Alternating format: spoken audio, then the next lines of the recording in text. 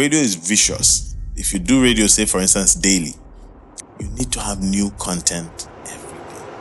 That's why we are the OG content creators. Like we are the OG before IG when it comes to content creation. Our radio is the business of attention. We are competing for people's attention. Compelling content is key. And the only way you can know what is compelling is by understanding the people. Some social media content creators go over and above board and do sometimes even illegal things. Sometimes people have died. But we must borrow sometimes from that, because they say if you want someone, you've got to fight for them. Podcast is not here to compete with radio. Podcast is here to run its race. But if you're smart, you can make it to help you complement radio. The Industry Miner, birthing and nurturing industry giants. Hey there watching, my name is Aisha Ochoa, a lawyer, business executive, and serial entrepreneur. I welcome you to yet another episode of the Industry Miner podcast, where we connect you with some of Africa's most brilliant minds. I'm talking about industry generals and serial entrepreneurs who have been able to carve a niche for themselves in their industry. Now, before we move on to the business of today, I want you to click on the subscribe button and follow all of our social media platforms so you do not miss out on amazing tips and tricks on how to excel in your industry. Today, on this episode, I have with me someone who so many people refer to as a godfather in the media industry. He is popularly called radio in human form. Now, this person I have with me has been a part of the formation of over 50, yes, I mean over 50 radio stations, from Cool FM to Kiss FM to Nigerian Info to Wazobia FM to Radio Nigeria to Sound City, both Nigeria and Kenya, Urban 96 FM, just to mention a very few. I can't even keep up myself.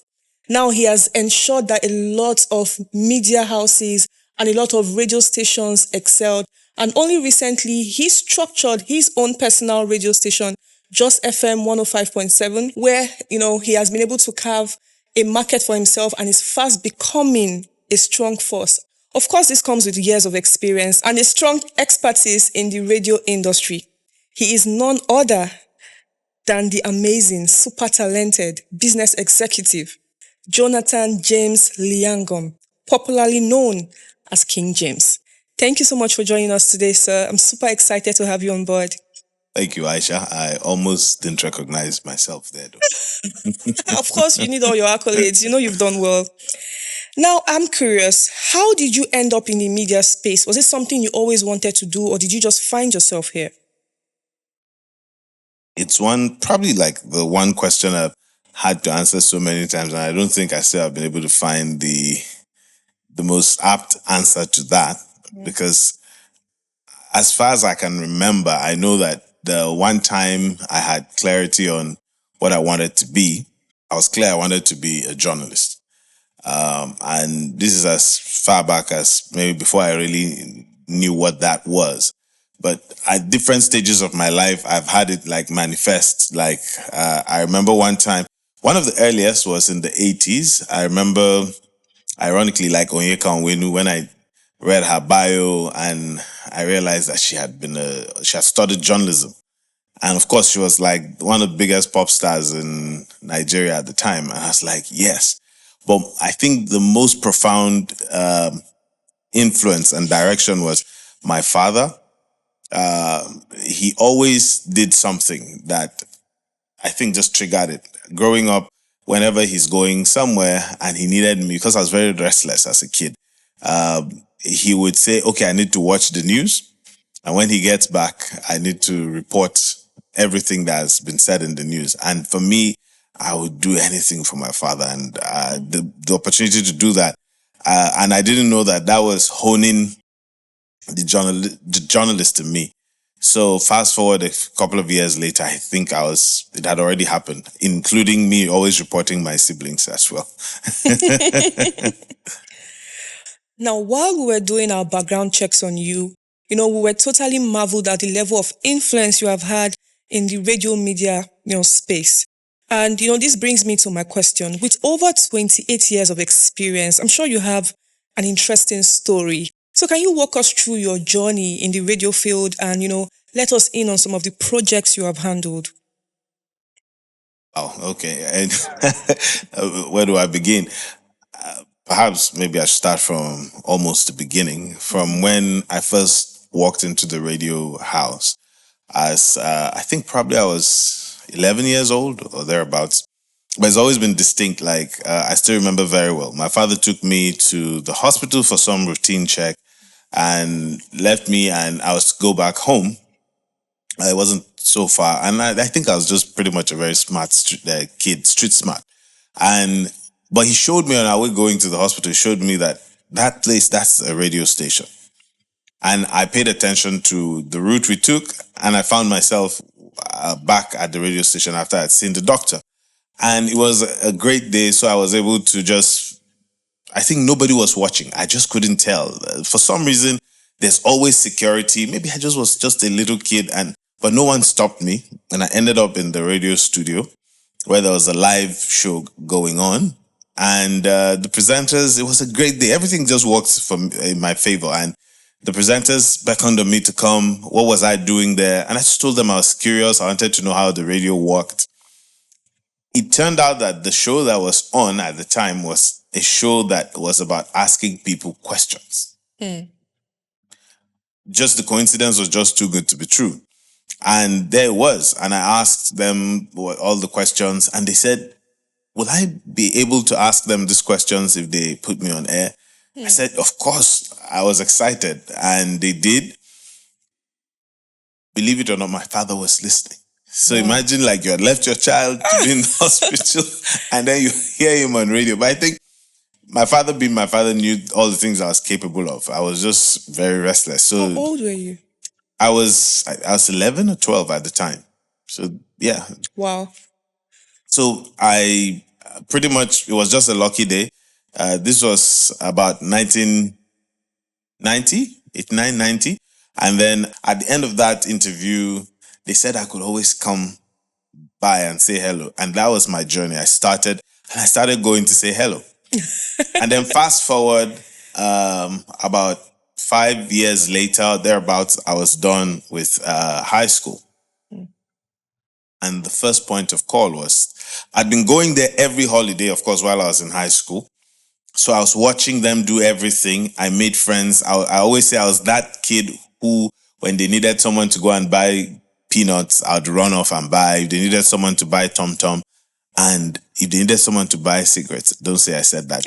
But I mean, at that point, it was okay to send kids to do that.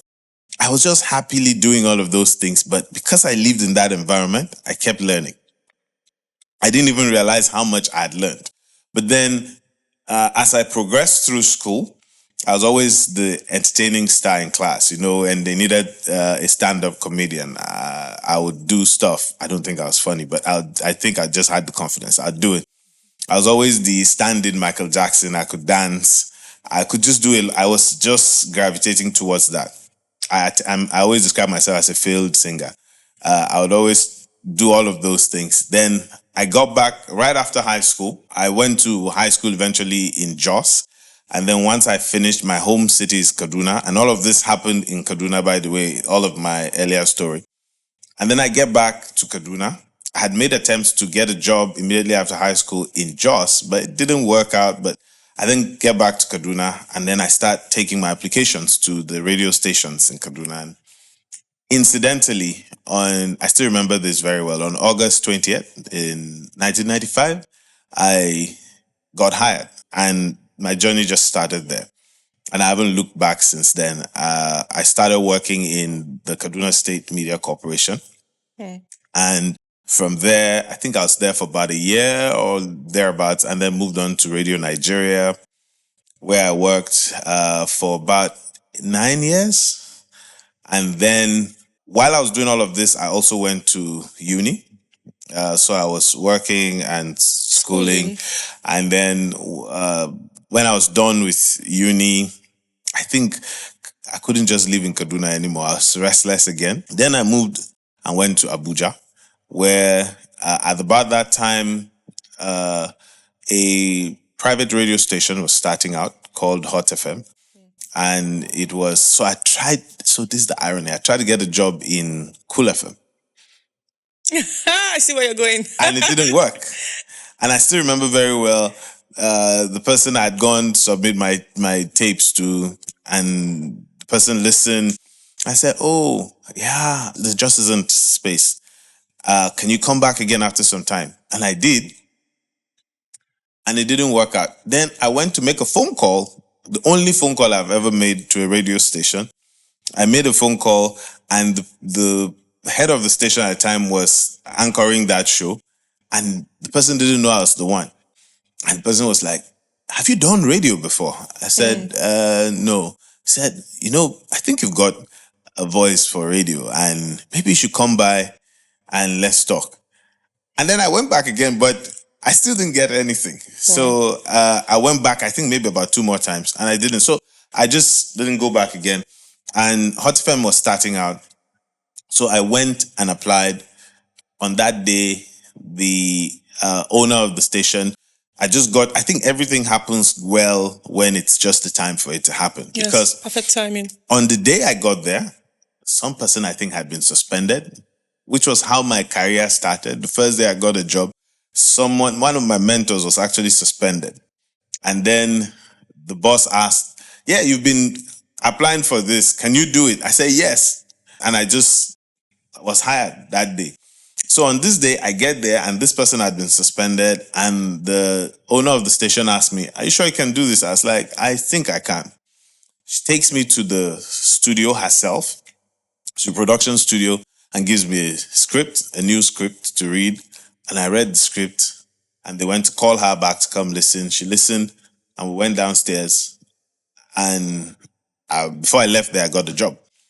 So all of this, I think, is just, there was nothing exceptional, I think, to my skill set. I was just lucky on those days. Well, I was just lucky on those days because there are always people coming and going. I was just lucky that I showed up on the day, which is always important to show up. So, and that was how my journey in private broadcasting started. This was in 2005. So you see, that had been like about 10 years from when I started out. So I started there, and then the rest happened. I can go listing all of the stations, but I went from there. And then I had a small hiatus where I was very clear that having spent about 11 years at this time doing radio, I didn't know what it meant to own a station. I didn't know what it meant to run the business, but I just felt there was something I didn't have, and I wanted to be a seasoned corporate person. And unfortunately, nobody teaches that in day-to-day broadcasting, which is not different from many professions. I think doctors also hardly take time to teach doctors how to be great managers in hospitals. Engineers don't take time to teach engineers how to be great owners of business.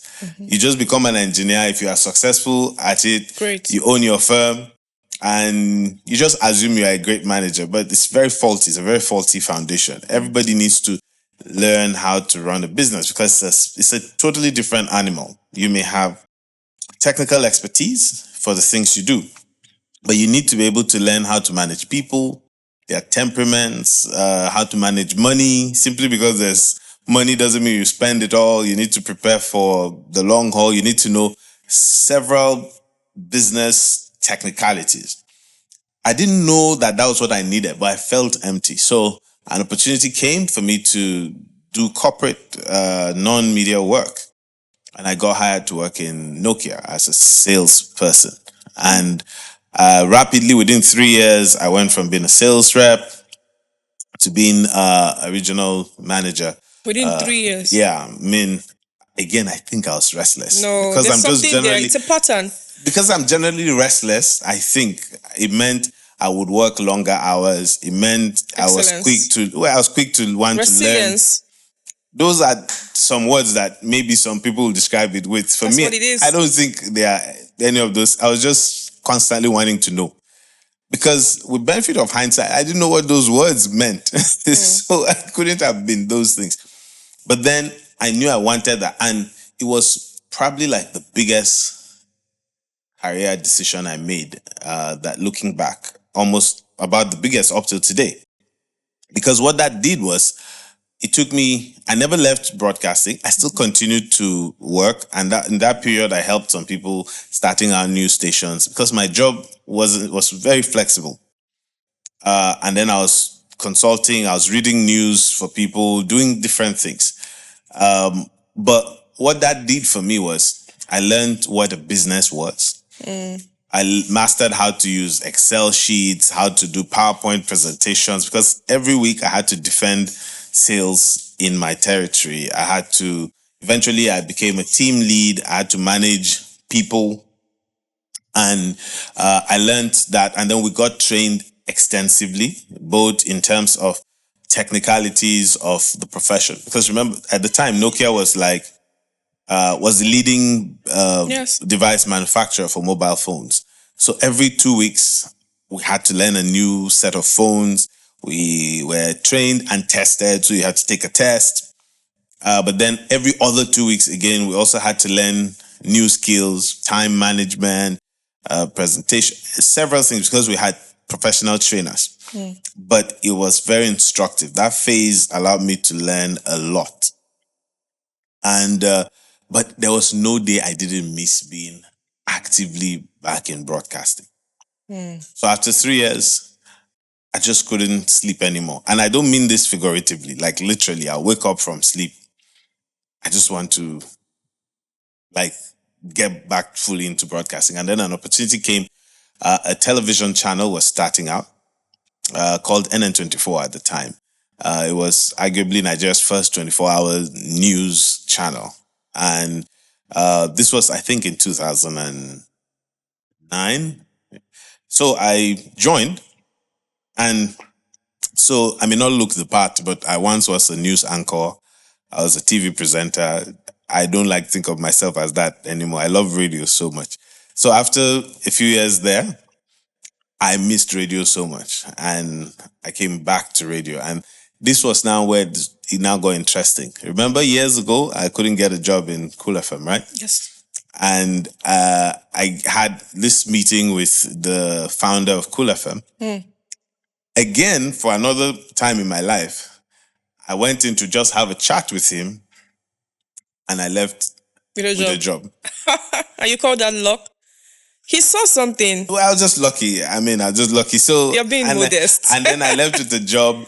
But this time around, this was now my first managerial job in radio. But I'd been a manager in television as well. So there I was. And then I went off. This was in Lagos. And I went off to run Cool FM in Abuja. And at this time, we were starting out Wazobia. So I was privileged to be with the foundation team then. And then about a year or two later, we started Nigeria Info in Lagos, and then started it in Abuja and in Port Harcourt. And I had the privilege to be in all of this to help get them started. And then we started we started Cool FM in Kano. So I was sent off there to be a sole administrator to continue getting it up and running. So we did that, cool. And then it just continued, right? And I can go on with all of the stations, but basically that was how I got fully back into doing radio. And then after a couple of years at Cool, I felt there was something missing. Cool FM, because it was a legacy business, had a lot of boxes checked. So you just had to just steer the ship. There was nothing so much to do in it other than to make sure staff were motivated.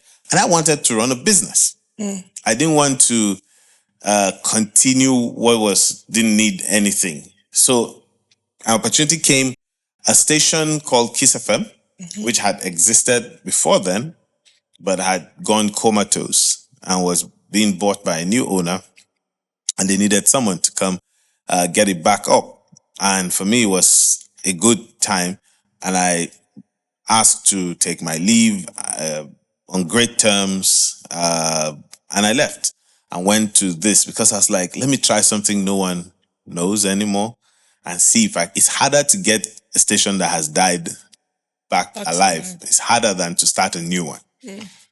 So I get there and all of the things I'd wanted to do, I was able to do. I was able to manage the business. So I learned more on finance, more on accounting. I had to fix, because the station was in debt. We had to work through AMCON's issues, and we had to fix the tax issues. So I learned a lot about taxation. We had to hire a lot of people. So I was now fixing more salaries and a lot of things. So it was just this rapid thing. And we got it back to running, I think, pretty much more stable. It's still running up till now. And I was there for just a year and I got restless, I think, again. And we didn't agree on a couple of things. I thought there was a lot of interference with how the business ran, because it was an oil and gas owned station. The company that owned it was an oil and gas. Understanding broadcasting was sometimes challenging to some of the people who were involved in the day-to-day. So I just had to leave, and then I go off to another station that was starting out, and then I was there. It's called WeFM. It's a news and talk station, because I had experience with doing news and talk from Hot FM to Nigeria Info. I was able to work with the team, and we got the station into, I think, good reckoning. And I was there as well for another year, and I felt there was really not much to do again. So I was like, what do I do? Abuja it just felt like too small for you. I mean, because there was really nothing again. I would just keep running one station to another to another. It didn't feel, I don't know, it just didn't keep me awake anymore. So I figured, what did I want to do? And then it was clear. I had made an attempt to start my own radio station. This was in 2014. I'd got a license. I had tried to raise funds for it. I couldn't, because I didn't know how to. So out of the frustration, I was like, okay, you know what? This town is too small for me.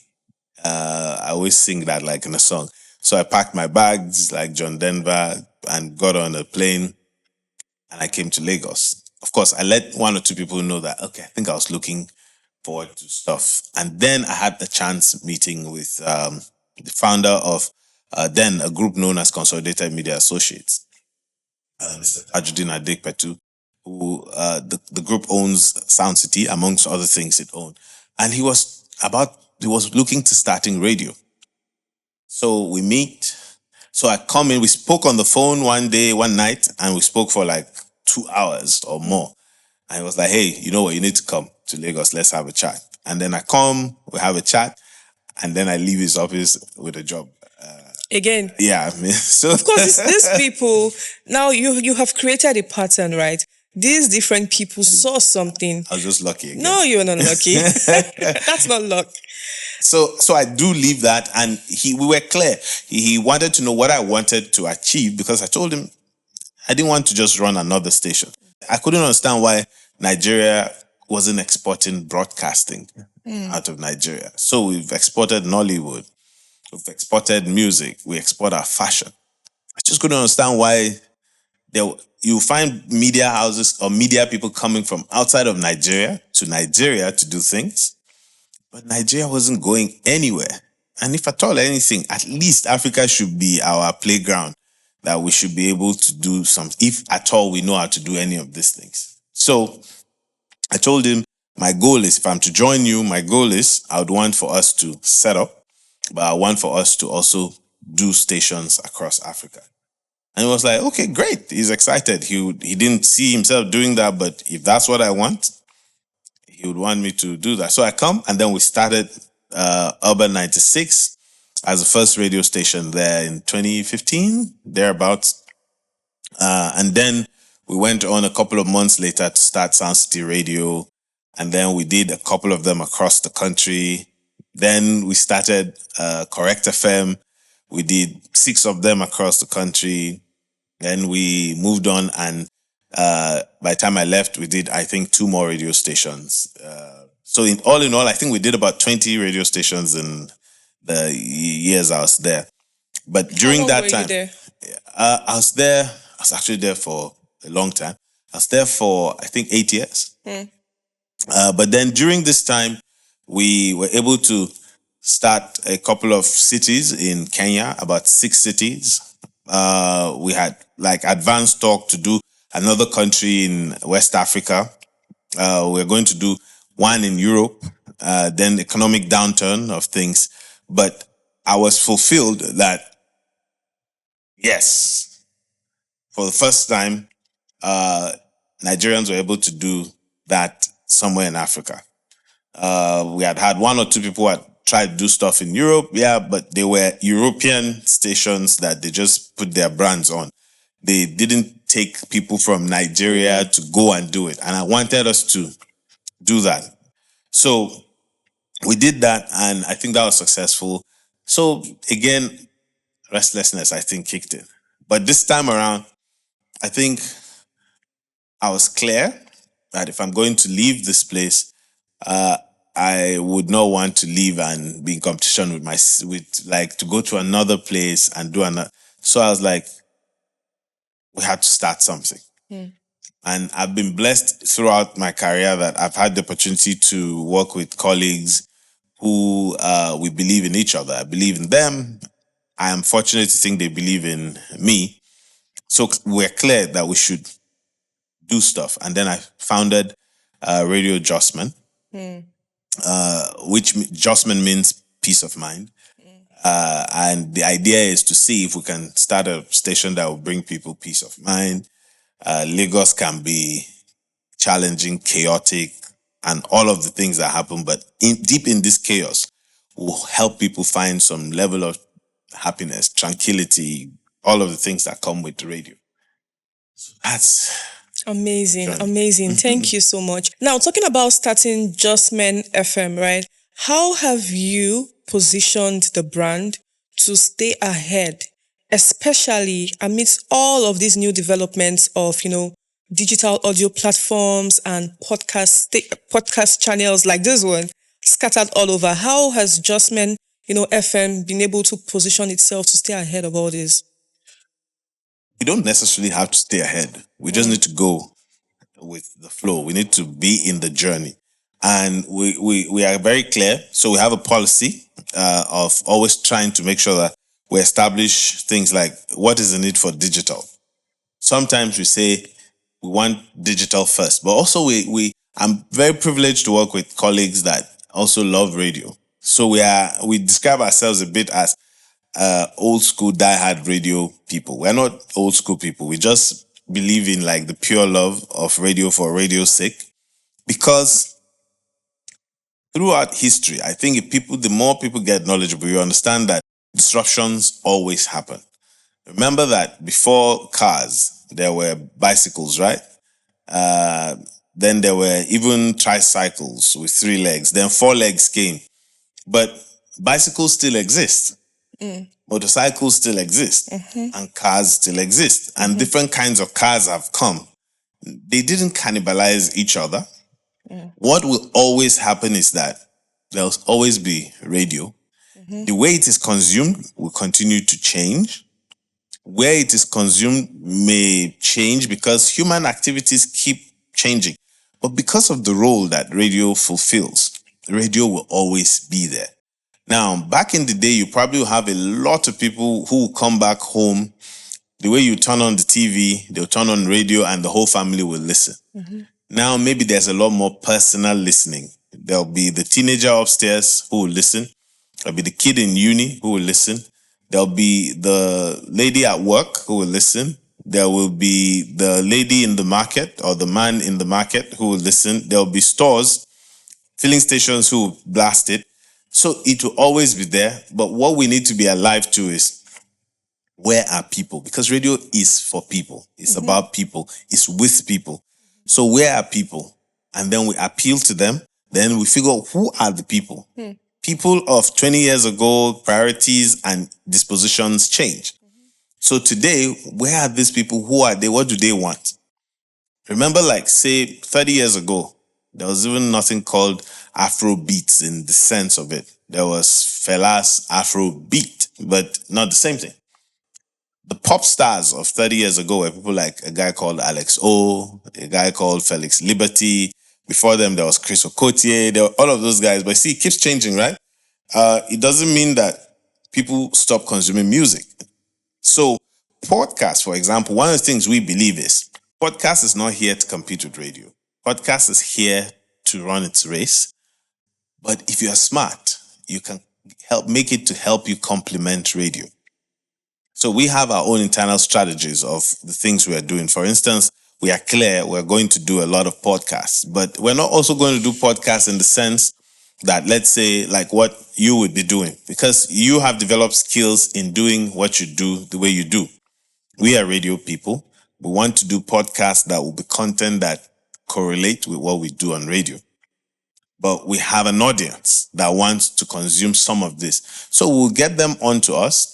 From radio, we'll bring them to our digital platforms, and they will watch what we'll do, but we'll also be very brief and short, because radio people are brief and short most of the time. There's a pattern of consumption. So we will keep evolving, and we would use what will work for us. If podcasts will work for us, we would do it. We also know that radio is no more the box. Radio is a platform. So people will always consume radio in their cars. For instance, for the first time now, people listen to radio more on their phones than they do on radio sets, traditional radio sets.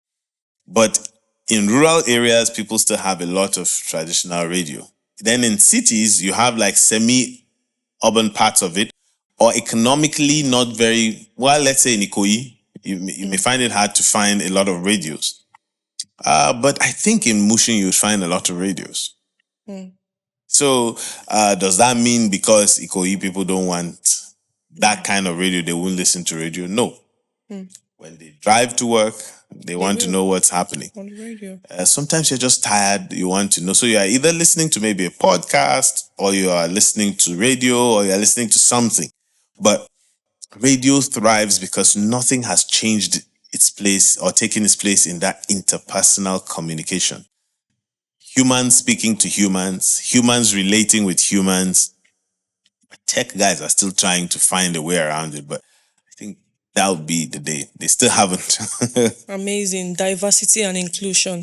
Understanding that different people have different needs according to what, different, like you said, somebody who may not listen to the radio in his house may find the need to listen to the radio while he drives to work. Amazing. Now let's target the business executive part of you, right? As a visionary leader, how do you foster a culture of creativity and innovation in your organization?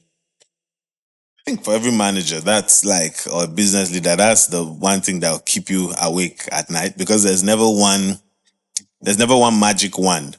But as a pattern, I always say I'm clear on two things with my colleagues. First is, we need to be clear on what we want to achieve and establish that it's a profession. So what are the skill sets you need? You can't wing it, because talent can only maybe get you through the door, but you need discipline to keep you in the room. So we are clear that you need to develop skill sets. So we start by trying to make sure our people get the most professional basic training that you need. Then we try to let you be expressive. If we've hired you to do a job, it's important that we need to get out of your way. I always say, I'm just interested in making sure that because we're a regulated industry, we need to comply with the things. But I can't tell you the jokes you should tell. I may share a joke with you. I may say, oh, what do you think about this? Let people be themselves. Let people showcase their skills while still staying professional. Amazing. Now, as a radio station, how do you balance the need for compelling content, right? Content that will, capture the audience and get their attention you so desire, with ethical considerations on air? The best radio people are smart people. You've got to be smart. It's not just, people think you need to know how to talk to be on radio. No, you need to be smart first, then have the gift of the gab to be able to play with words. So if you are not a like a huge reader, you will make a great radio person. If you're not a great observer, you will make a great radio person. So when you put all of this, then it means your understanding of the law is also great. So, like tax people will say tax evasion is a crime, but you can dodge tax. Tax dodging is not a crime because all you just know is, okay, this will be taxed. So you won't do it. Or this is how much tax this will be. So you structure, I think they use the word structure, so that you are not in violation of the law. But you give the audience what they want because you've got to do as much as you can. But then here's where the trick is.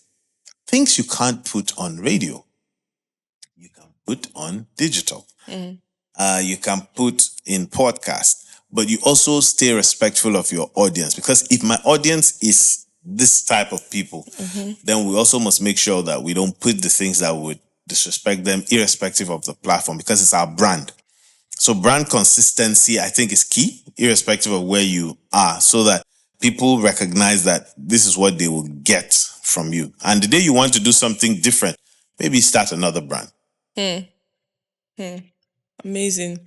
Now, considering the current usage of information, right, on social media and the access to it, what challenges do you think the media industry at large is likely to face in the nearest future, and how do you think it can be avoided?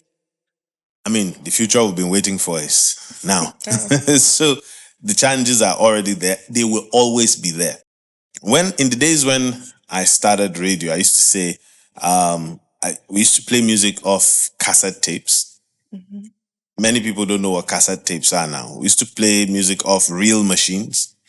A lot of people, except maybe producers of who have standard studios, people don't know what reel to reel is.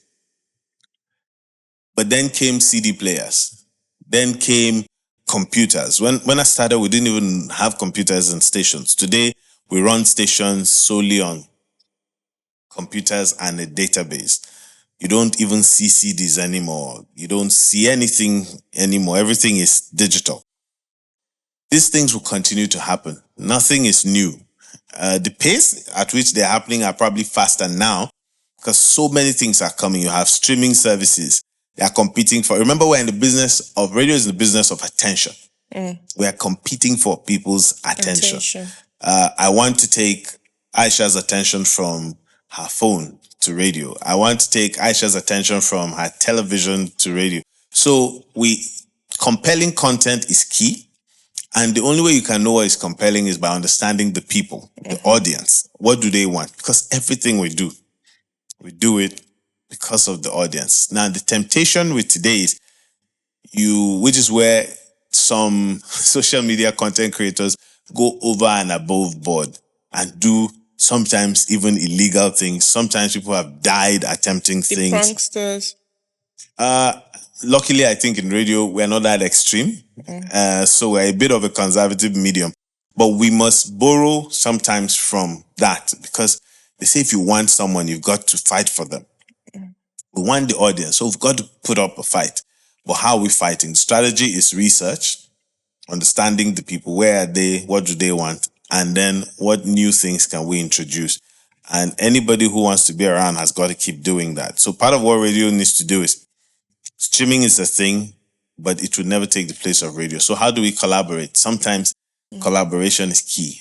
We need to collaborate with streaming people, with podcast people, with television people, in Africa, they say if you want to go fast, go alone, right? And if you want to go far, you go together. So I think for those of us who want to be around for a long time and who want the legacy of what we do to be around for a long time, it's got to be founded on continuous innovation. Wow, great. So speaking about on-air talents, what qualities do you think are essential for, someone who wants to venture or who is already in the field in today's competitive world?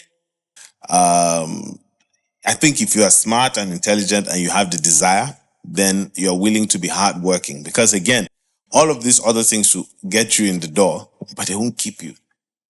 Remember, radio is vicious. If you do radio, say for instance, daily, you need to have new content every day. That's why we are the OG content creators. Like we are the OG before IG when it comes to content creation. Because you find a broadcaster who come to work every day for 6 days, 7 days to find new stories. So it requires a lot of intellect and muscle, but you've got to have them both. Okay, now as a business executive, can you share an example of a difficult business decision you have had to make in the course of your career and, tell us the outcome of it? For me, it's not just a job, right? So I got a lot of young people to come to work with me or to work with the company. And I look at their faces, I can see that, yes, they wanted jobs, but I think a lot of them are there because they also wanted to work with me. I think it's such a heavy cross to carry because at the point I now needed to leave, I kept delaying because every time I'm like thinking about them. But I can't take everybody along. So I found respite when I said, okay, you know what? I've been with these folks for a while, and I think we've done the best together to grow each other. We all need to be tested. I need to be tested in doing new things that I've always wanted to do. They need to be tested in growth because to broaden your horizon. My departure allowed some of them to get promoted and to grow. My departure is also allowing them to get new experiences. Sometimes good, sometimes some may be bad, but we all need those new experiences. So that was pretty tough. But every day, I think in business, it's also tough. And hence what former American President John Kennedy said when in his inaugural speech, when he talked about America going to the moon, he said, we choose to do these things not because they are easy. We choose to do these things because they are hard. And hard is oftentimes great. There's an old movie that I would say the hard way, the only way. It doesn't mean everything must be hard, but I think hard reminds us that we are alive, that we're most likely on the right path. So we've got to do everything. Even the Bible tells us that out of the hard cometh the sweet. Yes, it's in the Bible. Okay, so I need to read more Bible so I can find the sweet. Now, banking on your years of experience, I want you to comment on, live radio against pre-recorded content. I think if we force things to be so different, then we'll see them different. But I think hence the creative part. Remember that we're all in the business of curation. But why there's been a growth in what you call pre-recorded, I think it's largely called on demand today, is that the world has changed so much. Remember, many years ago, we used to run home to watch the network news at 9 or 10. We used to run to watch soaps at a certain time. Yes, of course. But now an entire season gets released on a streaming platform or on YouTube or in anything. These things are they are complementary. I know you can't listen to radio every time. So I'm happy that there's the option for that. But remember, radio benefits because when you have pre-produced content, we can take some excerpts from it and use on radio when we do live stuff. But also, the listener is not sometimes, they don't care whether you are live or not. They just want the knowledge. They even want the interaction, right? The fact that you are speaking to me at night, for example, the person that comes to my mind is not whether you are there or not. And when it's done so well, you won't even be able to tell. And I say, remember when you watch movies, doesn't it feel like the actors and actions are there with you? You get soaked in so much that you don't remember that the connection. And some of the movies were done they were shot 10 years ago, 5 years ago, but they are just only being released. So we must develop capacity to hit the heart of the listener so much that they are focused on the present, not how you made the meal. If you go to a restaurant, you don't know when they diced the chicken. It might have been since yesterday. It might have been an hour ago. But if the meal is sweet, you are focused on the meal and not the process. So I think it's nothing to worry much about. Great. This has been such an insightful session. Thank you so much. I'm sure even the listeners, have gained a lot from you. Now, while we'll come to, yes, of course. Now, while we'll come to the end of our session, what advice would you give to talents seeking to, make a significant impact in their field across the media industry, not just radio? I don't know. It makes me feel a bit like an old human to do that. But I think for me, you just need to find passion, right? What you are passionate about. When you find that, then they say, find what you really love, then you don't have to work for the rest of your life. Because then it's not a chore. In my best element is when I'm doing new radio, for instance. I can work for 48 hours without sleeping because my adrenaline is pumping. I'm writing scripts. I'm engaging with colleagues. We're trying new things. You would just find out that the years go by fast. Just keep seeking knowledge. Because whether you like it or not, time will never stop. So if you allow this year pass without getting new knowledge, guess what? Next year will be a new year. And then the year after. So you've got to keep moving because there isn't time. There just simply is not time. So why don't we just quickly do what we would do? Because the night is going to come. Thank you so much, King James. I'm sure we have learned. I have personally learned a whole lot from this session. I'm glad you joined us today, and I'm sure that's the same feeling, a lot of audience listening to us right now have. Now, if you have questions for King James, I'm sure you do, please drop your questions in the comment section, and I will personally ensure it answers every single one of them. Thank you for tuning in. Thank you for joining us today. Make sure you subscribe to our YouTube channel and follow us on all of our social media platforms so you do not miss out on more amazing interviews like the one you just listened to right now. Stay safe. Until next time. So somewhere in our passive subconsciousness, we feel like healthcare should be free. That is the beginning of the problem. You can imagine delivering a child in, let's say, Lekki. Right now, it should be around 750,000. I mean, the procedure alone, vaginal delivery. Then the same delivery of babies in, let's say, Awoyaya, still on the island, is about 200 to 250K or 300K. As a doctor, you won't want to stay in Awoyaya. So contracts in the medical space or in the healthcare sector, you need to be able to explain to your patients the kind of procedures they should be expecting. Managing the relationship between you and your patient is very important, especially precedents, so that when a mistake is being made, you're sure you're covered. As a matter of fact, I will say this carefully because I'm on air. You see, it's very difficult to sue an hospital and not win. If you know what you're doing.